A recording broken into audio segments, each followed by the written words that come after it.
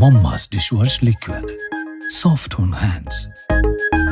ഒരു തരത്തിലും കേന്ദ്ര സർക്കാരിന് മുന്നിൽ മുട്ടുമടക്കില്ലെന്ന് ഉറച്ചു തന്നെയാണ് കർഷകർ. കർഷക നിയമം പിൻവലിക്കുന്നതുവരെ കേന്ദ്ര സർക്കാരിന്റെ ഒരു അനുനയ നീക്കങ്ങൾക്കും തങ്ങളെ സ്വാധീനിക്കാനാവില്ലെന്ന് കർഷകർ വീണ്ടും വീണ്ടും തെളിയിക്കുകയാണ്. കർഷക വിഷയത്തിൽ കേന്ദ്രമന്ത്രിമാരുമായി ഇന്ന് നടത്തിയ 4ാം വട്ട ചർച്ചയിൽ കേന്ദ്ര സർക്കാർ നൽകിയ ഉച്ചഭക്ഷണം നിരസിച്ചുകൊണ്ടായിരുന്നു കർഷക നേതാക്കൾ തങ്ങൾ ഒരിഞ്ച് പിന്മാറില്ലെന്ന് അറിയിച്ചത്.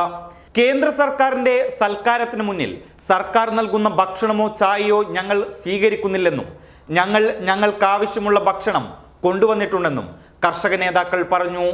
തങ്ങളുടെ കൂടെ വന്നവർ കടുത്ത കാലാവസ്ഥയിലും കഷ്ടതകൾ അനുഭവിച്ചും സമരം ചെയ്യുമ്പോൾ നിങ്ങൾ തരുന്ന ഭക്ഷണം ഞങ്ങൾക്ക് എങ്ങനെയാണ് ദഹിക്കുകയെന്നും ചർച്ചയിൽ പങ്കെടുത്ത 40 അംഗ കർഷക സംഘടനകളിൽ ഒരാളായ ഷിൻഡെ പറഞ്ഞു.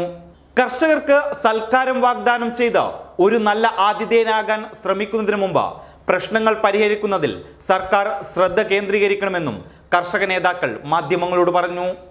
നേരത്തെ സമരം തുടങ്ങിയതിനു ശേഷം ഇത് 4ാം വട്ടമാണ് സർക്കാർ കർഷക സംഘടനകളുമായി ചർച്ച നടത്തുന്നത്. സർക്കാർ മുന്നോട്ട് വെച്ച ഉപാധികളെല്ലാം തള്ളിയ കർഷകർ നിയമം പിൻവലിക്കണമെന്ന ആവശ്യത്തിൽ ഉറച്ചു നിൽക്കുകയാണ്. പ്രത്യേക പാർലമെന്റ് സമ്മേളനം വിളിച്ചു ചേർക്കണമെന്ന ആവശ്യവും സർക്കാർ മുന്നോട്ട് വയ്ക്കുന്നു.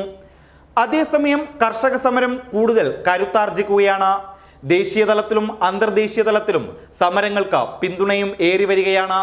കുട്ടികളും സ്ത്രീകളും വയോധികരുമടക്കം ലക്ഷക്കണക്കിന് പേർ കൊടും തണുപ്പിൽ ദിവസങ്ങളായി തെരുവിൽ കഴിഞ്ഞിട്ടും പ്രശ്നപരിഹാരത്തിന് കേന്ദ്രം തയ്യാറാകാത്തതിൽ പ്രതിഷേധം ഉയരുകയാണ്. ഇതിനകം 3 കർഷകർ മരിച്ചു.